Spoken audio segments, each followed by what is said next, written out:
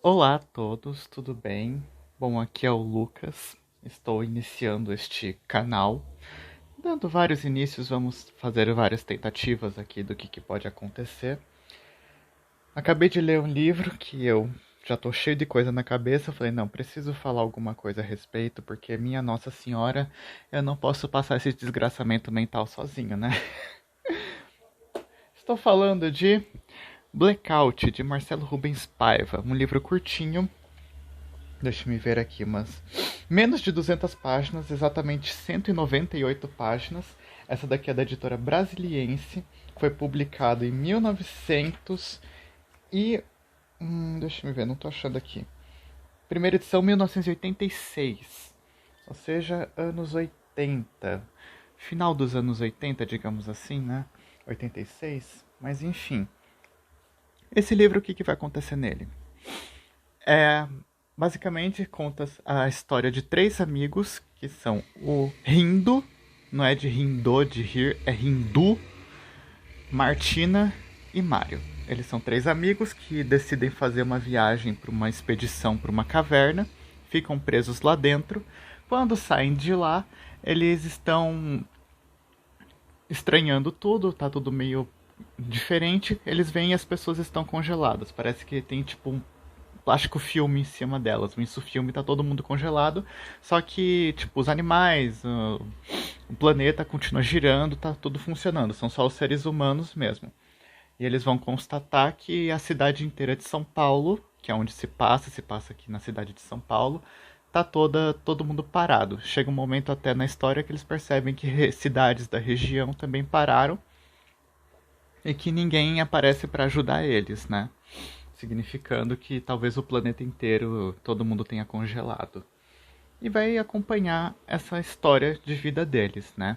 Vai acompanhar todo esse movimento pelo qual eles passam, porque eles são praticamente as únicas criaturas que sobraram vivas no planeta, muito provavelmente. A gente não tem informações a respeito. É um livro curtinho, então você não vai ter a estruturação de uma ficção científica de nossa senhora, por que isso está acontecendo e tudo mais. É muito mais psicológico, envolve muito mais conhecer os personagens e ver a situação em que eles se encontram do que criar teorias e descobertas homéricas a respeito do porquê que aconteceu isso, né? Tanto que o livro só passa por algumas teorias. O personagem principal, que é o que a gente vai seguir, que é o Hindu, passa por algumas teorias na cabeça dele, do tipo, será que foi alguma coisa, algum laser, foi alguma coisa atômica, radioativa que aconteceu, o que aconteceu na física, no mundo, no universo para ter feito isso? E até tem um momento no começo dos livros que eles pegam e vão, tipo, dar uma volta assim, eles vão lá em Cubatão e Cubatão tá explodida, né? Tá tudo destruído, não sei o que lá. Ele falou, será que foi isso que causou toda a situação em que as pessoas estão congeladas ou será que isso aconteceu porque as pessoas não estavam fazendo manutenção? Eu acredito mais na segunda opção, né? Bom, agora antes de adentrar em spoilers, a minha opinião é muito pesado esse livro para o tempo de pandemia, por conta de isolamento social, que justamente você tá só com algumas pessoas ali e todo mundo tá congelado. É muito dramático. Não diria que existem gatilhos nesse livro, não existem cenas horrendas assim. Talvez tenha algumas coisas meio. Algumas cenas indecentes, algumas cenas um pouco inadequadas, talvez, mas nada que seja gatilho estupro, gatilho suicídio. Não acho que chegue nesse nível, porque os temas são tratados de forma bem assim.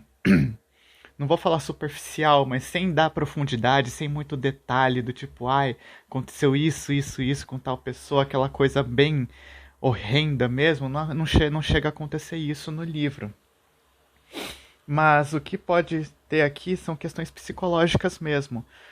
Especialmente um grande destaque, obviamente, para a depressão. Porque é uma coisa que os personagens vão passar muito por causa da perda de senso de existência, né? A falta de noção de sentido na vida Porque todo mundo ficou parado, né? Então eles têm a cidade inteira para eles e chega uma hora que eles se perguntam, meu, mas pra que tudo isso, sabe? Porque, o que que a gente tá fazendo? Sobrou só a gente, do que adianta viver, entendeu? Então vai ter essas discussões. Uma coisa interessante a se colocar recursos de linguagem, que eu até deixei marcado aqui para falar, que, por exemplo, é muito repetitivo. O autor ele escreve, por exemplo, e nós conversamos sobre tudo, ponto final. Tudo, aí ponto final de novo. Então sempre tem essa repetição. E eu não vi como algo ruim, porque essa repetição dá uma sensação de histeria dentro da cabeça desses personagens que estão começando a ficar loucos, eles estão começando a perder a noção de realidade e tudo mais. E você começar a repetir isso mostra um pouco de desânimo, de confusão, de ansiedade dentro da cabeça dos personagens, né? Especialmente do Hindu, que é o que a gente acompanha de fato, que é a primeira pessoa nele, né? Então, acho que eu recomendo esse livro, sem dúvida. Eu não sei se seria um livro adequado para esse momento de pandemia que estamos passando, mas ele é ótimo, assim. A leitura dele é extremamente fluida. Você se identifica muitíssimo com o cenário. Para quem vive no estado de São Paulo ou em São Paulo, ou que já veio visitar a cidade de São Paulo, é muito legal esse livro. Esse livro é tipo, eu falo, uma obra sobre a cidade, entendeu? Tem a descrição de algumas outras cidades, algo breve, mas os livros, mesmo o coração do livro, 90% dele está na cidade de São Paulo. Então você vai ver, por exemplo, os personagens, o Hindu ele aluga um apartamentinho em Pinheiros. E pela construção você já sabe mais ou menos onde esse apartamento está localizado. Depois, eu não digo que isso chega a ser um spoiler, mas eles vão mais pro centro da cidade. E você olha e fala: Nossa, eu sei onde é isso. Agora, isso é um spoiler bem pequeno, não vai prejudicar, mas o que é que acontece? Eles se mudam para a mansão dos Matarazzo. Você fala: Nossa, a mansão dos Matarazzo, onde é isso? É na Avenida Paulista, onde agora existe o Shopping Cidade de São Paulo, que eu até joguei no Google, que eu olhei e falei: Nossa, será que eles estão falando disso mesmo? Que eles falam: a gente entrou num casarão na esquina da Paulista com a Pamplona, que é exatamente onde ficava o Matarazzo. E eu nem cheguei a visitar o lugar, nem sei se estava aberto para visitação, porque isso é de um tempo antes de eu vir aqui para São Paulo, mas ele estava invadido. Não, invadido, desculpe. Ele estava em disputa judicial da família com a prefeitura e tudo mais, que estavam querendo tombar o imóvel. E pelo que eu entendi, eu tinha visto uma notícia por cima, até teve gente que a família explodiu, tentou implodir o imóvel.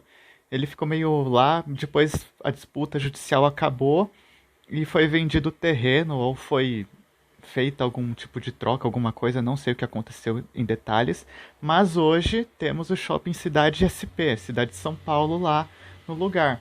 Acho isso triste, porque é destruição de um patrimônio histórico, né, do passado da cidade, mas por outro lado é muito difícil ver um casarão com aquele, era um terreno gigantesco, ficar no coração da Avenida Paulista. Não tem como, é especulação imobiliária, muitos interesses econômicos. Até eu frequento já também o shopping Cidade de São Paulo, não agora no meio da pandemia, mas eu frequento aquele shopping, então você vê aquilo lá, você começa a se questionar se deveriam ter derrubado ou não, se seria interessante manter esse patrimônio, né? Agora entrando em spoilers, agora vai ter spoiler, tá, gente? Toma cuidado aí. Se você quiser, para o vídeo, vai ler o livro e depois volta. Mas primeiro, a primeira coisa que eu penso é sobre o absurdo do Albert Camus, que é a noção de absurdo no livro dele, O Mito de Sísifo. Dá pra perceber muito que eles têm muita dificuldade, os personagens, em aceitar essa realidade sem sentido. Óbvio, é super normal, porque afinal tudo que você conhecia deixou de funcionar da forma que você justamente conhecia. É muito horrível. Apesar de eles terem a cidade inteira, eles podem saquear tudo, que ninguém vai se importar, tá todo mundo congelado, eles podem fazer o que quiser, eles podem. eles começam a explodir lugares. Tipo, eles pegam umas granadas, eles vão no batalhão de polícia, pegam metralhadora, começam a atirar. Então, assim, isso numa parte mais pra frente do livro, você começa a perceber que eles estão completamente loucos, assim, porque não tem mais sentido nessa existência deles. O que eles vão fazer? Eles vão tentar descobrir uma solução? Eles vão ficar esperando alguém salvar eles? Eles vão ficar os três vivendo juntos, são os únicos, ficar vivendo só com três pessoas na cidade inteira, no mundo inteiro, muito provavelmente? É estranho isso e causa muita depressão neles. Todos os personagens passam por momentos de euforia, de loucura, assim, de desânimo, e o Hindu especificamente, ele passa por muita depressão.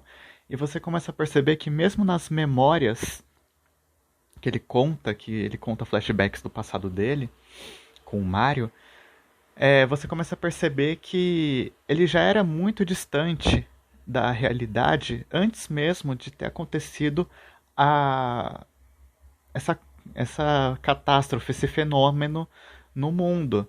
Então você começa a perceber que esse conto, esse livro, é mais sobre as personagens do que sobre efeitos dessa paralisação de tempo, no sentido de, ai, nossa, vai ter uma explicação mais científica, mais lógica, mais fantasiosa. Não, não vai ter. Você não vai ter respostas sobre nada. Você vai ter que aguentar ficar sem respostas sobre nada e você vai ter que aguentar ver os personagens se debatendo pra lá e pra cá sem ter uma resposta sobre isso. Então é um livro relativamente pesado, eu acho que dá pra ler numa boa. Mas você, assim, eu leio esse livro, eu olho pela janela e falo, nossa, a cidade ficou mais quieta com esse livro. A cidade, você já está isolado socialmente com o coronavírus e você olha assim para fora depois de ler umas partes, de ler um capítulo, olhar pela janela assim, você olha e fala, meu, tá tudo mais quieto, você sente mais afastado mesmo, né? O final desse livro é horrível. É horrível de excelente, né? É um final assim maravilhoso, é muito bem feito. É o que. Agora mais spoiler, é o spoiler do spoiler, né? É um spoiler mais pesadão, né? Que é o final. Você não tem nenhuma explicação. O Hindu vai atrás do Mario, que daí existe toda uma treta.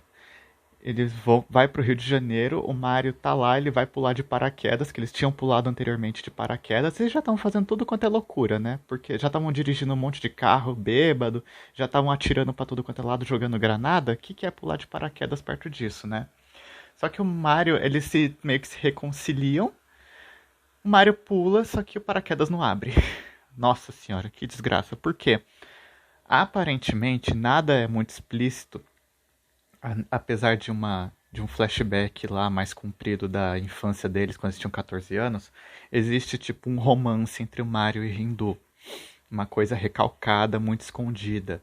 Não sei se o Hindu ou o Mario eles são bissexuais, pan, ou eles são gays e nunca admitiram. Não tem nenhuma explicação a esse respeito. Só existe, com certeza, uma forte amizade entre eles. Existe uma forte amizade, uma cumplicidade, um amor. Por mais que eles estejam muito eufóricos, loucos, deprimidos, eles persistem nessa amizade. E é horrível você ver nas últimas linhas o Mario, ele fala lá que o paraquedas não abriu, daí você fica olhando para aquilo do tipo, meu Deus do céu, né? E na última página, antes do prólogo, né, que tem, o autor, ele dá uma recomendação aqui no livro, tipo, aqui no finalzinho, esse escritinho aqui, ele fala, leitor, fique meia hora sem ler o livro. Aí aqui, o autor. Então, assim, o próprio autor fala pra você parar e dar uma refletida na história, porque o negócio é o baque forte, entendeu? A última linha da história é o baque é forte.